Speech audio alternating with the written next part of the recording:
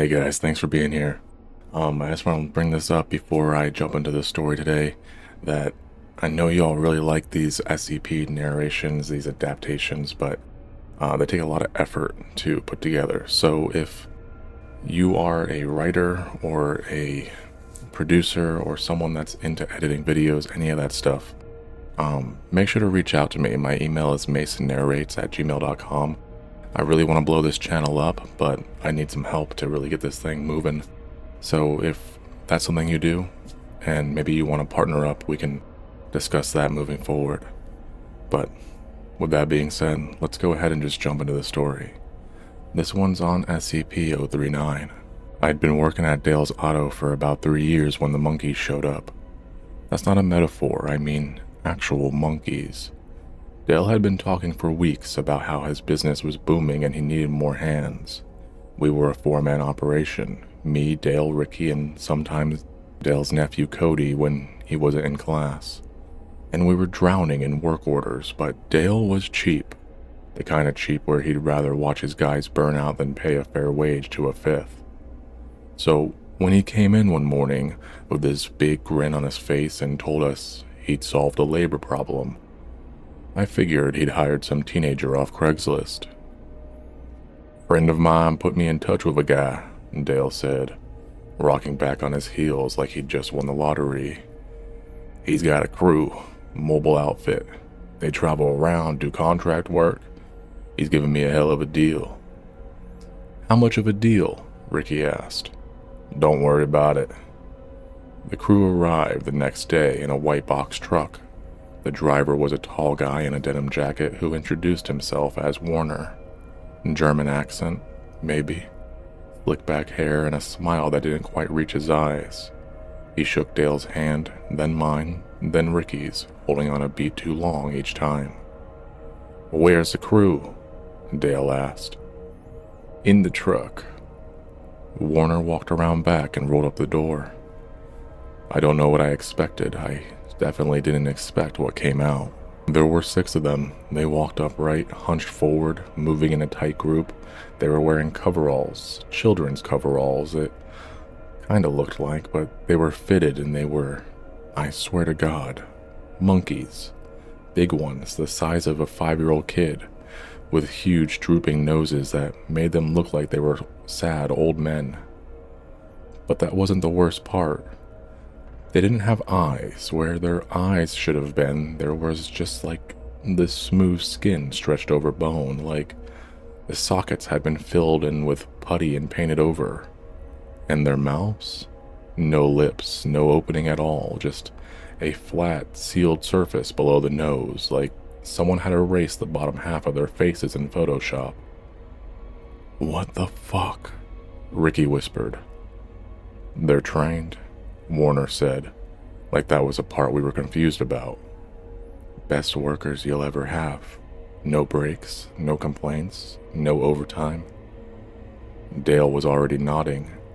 Dale had that look he got when someone was offering something for far less than it was worth, and he didn't want to ask why. "Dale," I said, "these are monkeys." "They're specialists," Warner corrected. "They are monkeys with no faces." Warner smiled at me, that flat smile again. "Just give them a chance. 1 week, if you are not satisfied, I'll take them back, no charge." Dale agreed before I could say another word. Warner unloaded a couple of toolboxes from the truck, gave Dale a phone number written on a gas station receipt, and drove away. The monkeys just stood there in the parking lot, their huge noses twitching, their heads turning slightly, like they were listening to something I couldn't hear. One of them reached out and tapped its knuckles against the concrete floor. Then another one did. Then they all did, tapping on the ground, the walls, the lift, the tool chest, one after another, like they were mapping out the whole shop by sound. Then they got to work. I wish I could tell you that they were clumsy, or confused, or that the whole thing was some kind of scam, but they were incredible. The first car in the bay was a brake job, rotors and pads, nothing fancy. Two of them climbed under the lift and had the wheels off before Ricky even finished his coffee. They worked together like they'd done it 1,000 times, passing tools back and forth without looking. Well, they couldn't look, obviously. Communicating in those wet, nasally sounds, little honks and snorts through those big noses. One would grunt and another would hand it exactly the right socket wrench. They didn't stop for lunch. They didn't stop at all. By the end of the first day, they'd cleared the entire board. Every work order done. Ricky and I mostly just stood around watching. "See?" Dale said, grinning like an idiot. "Best investment I ever made." "Dale, they don't have eyes." "So? They don't need 'em. You see how they work."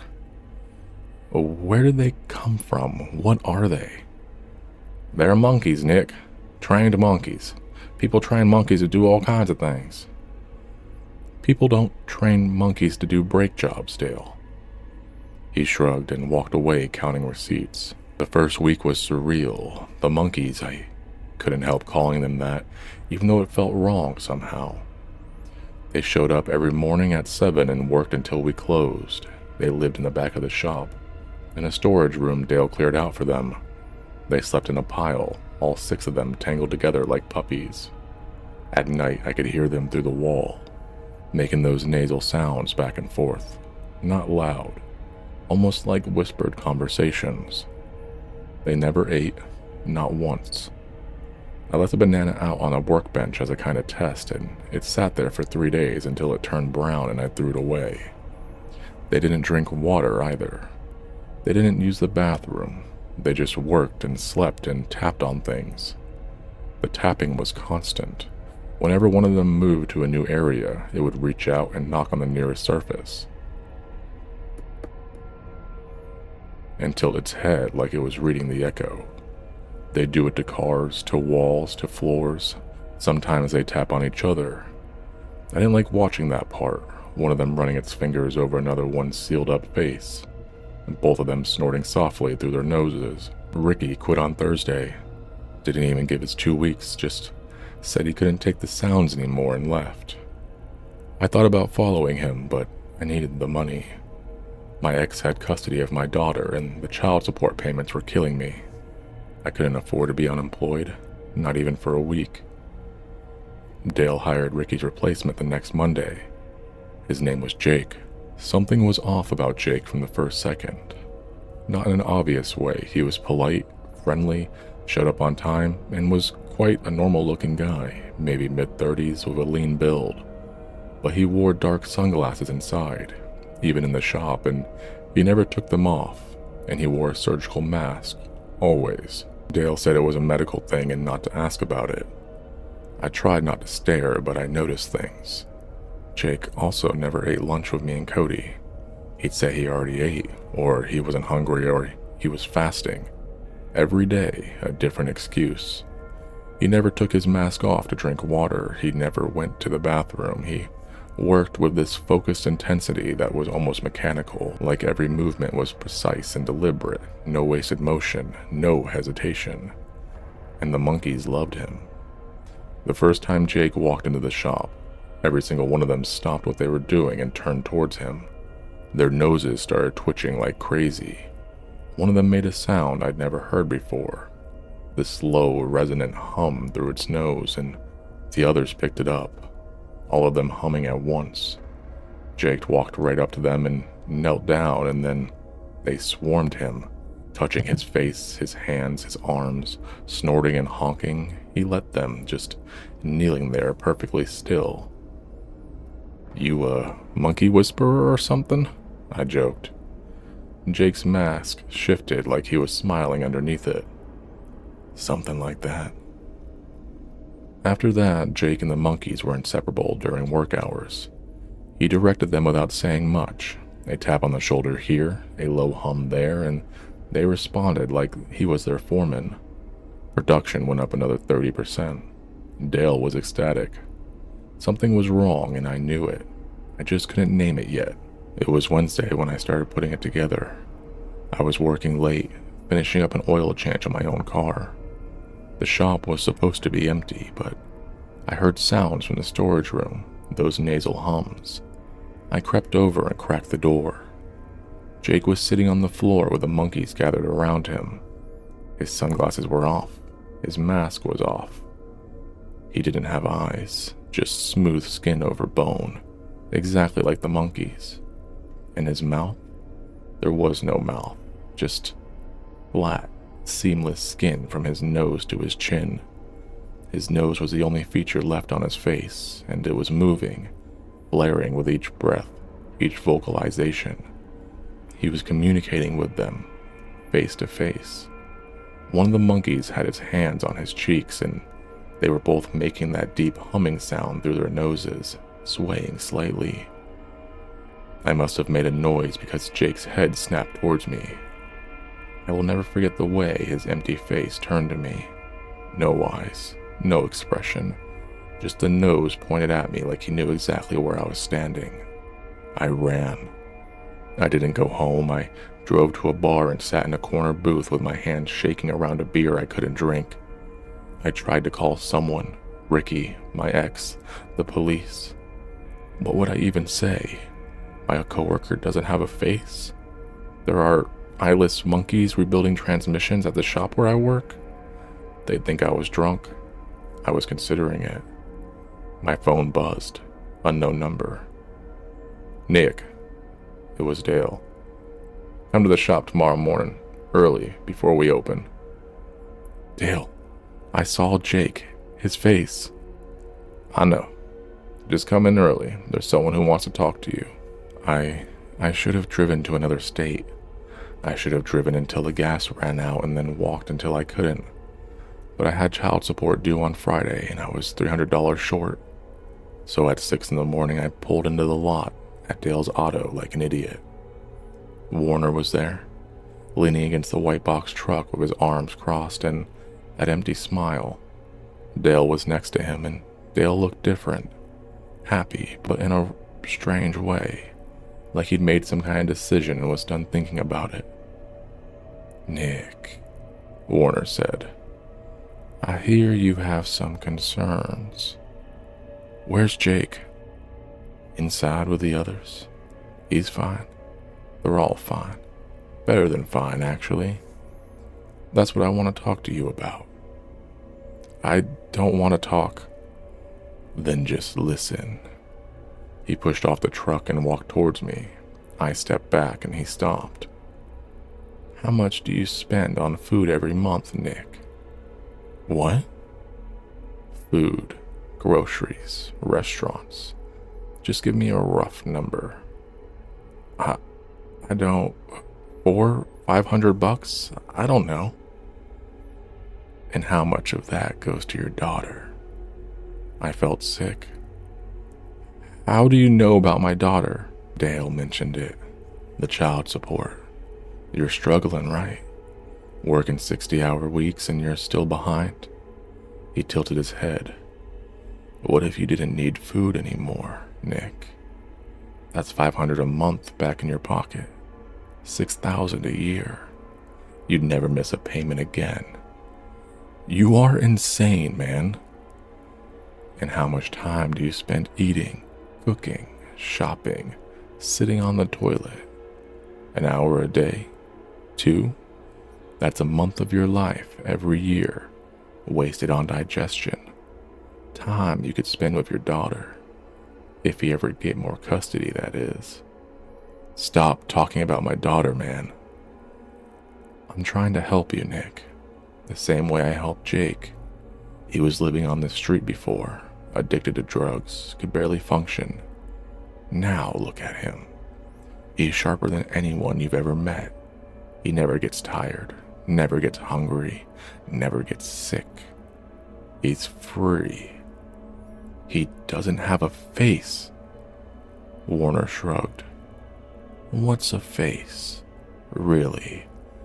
A mouth you use to stuff processed garbage into your body?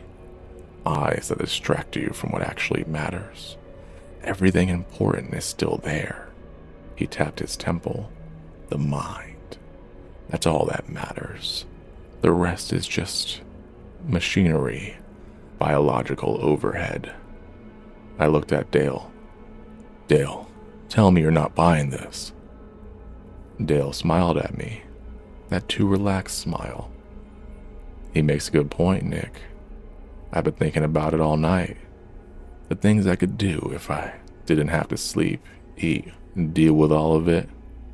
I'm a 62-year-old man. How much of it am I going to spend chewing? Dale. It's just a face, Nick. I looked past them into the shop. Through the open bay door, I could see the monkeys, all 6 of them, standing in a row, their sealed faces pointing at me, perfectly still, and behind them, Jake, his empty face angled in my direction. One of the monkeys tapped its knuckles against the concrete floor. Then another. Then another. Tap, tap, tap, mapping me. I got in my car and I drove. I didn't stop for gas, didn't stop for food, didn't stop until I was in another time zone, and my hand stopped shaking long enough to hold a phone. I called Dale's shop the next day. The number was disconnected. I tried again a week later. Same thing. I drove past 2 months after that, on my way to pick my daughter up for the weekend. The shop was still there, lights off, low sign on the windows. But through the glass, I could see shapes moving in the dark. Small shapes, tapping. I kept driving. Some nights I lie awake and think about what Warner said. About the time I waste eating, sleeping, sitting on the toilet. About the money I'd save, about how I'd never miss another child support payment. And I hate myself, because a part of me, a small, quiet, rational part, thinks he was right. SCP-039 consists of 23 proboscis monkeys which have been subject to radical anatomical changes. Eyes have been removed, new bone growth has filled eye sockets, oral opening is no longer present. Jawbone has been fused in place by new bone growth. Teeth, tongue, gums, and palate are absent. Digestive system has been replaced with adipose tissues. It is not clear how SCP-039 instances obtain nutrition and dispose of waste, or survive without doing so. To hear more stories like this, be sure to hit subscribe and turn notifications on. I'll see you in the next one this Friday.